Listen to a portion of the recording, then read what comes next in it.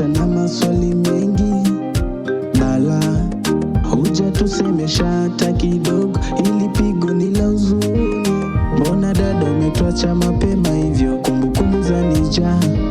Kila nikikaa na kufikiria, tulisoma pamoja, tulicheza pamoja, tukakuwa pamoja.